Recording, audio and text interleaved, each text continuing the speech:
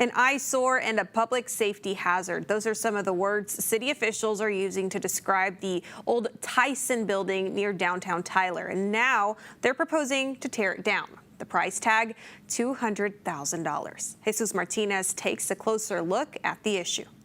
One of those buildings considered is the Tysen building right back here, the city calling it a safety concern. The four-story Tysen building on Irwin Street is vacant, but inside officials say danger is lurking. Homeless individuals that may trespass on their property and go in there and they choose to reside or they stay there for prolonged periods of time.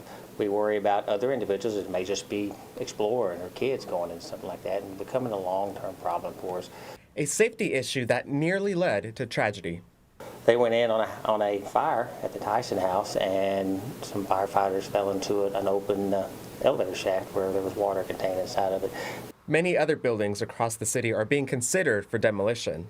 The city, over the last few years, has decided, okay, we need to deal with these substandard properties. And the fix to that is either put these buildings back in code or demolish them. You drive around town and see old abandoned buildings that need to be dealt with, and then we're glad to take to be on the forefront of this. Before demolishing the buildings, the police chief would like for property owners to rehab their buildings and cycle them back into the community.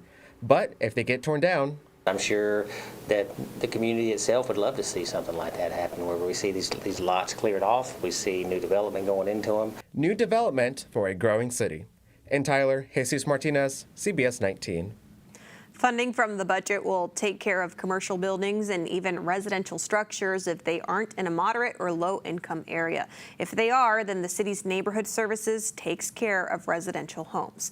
The city council will have two public hearings on August 24th and September 14th before voting on that budget at that second public hearing. The Tysen building will take up most of the year's budget if it gets approved.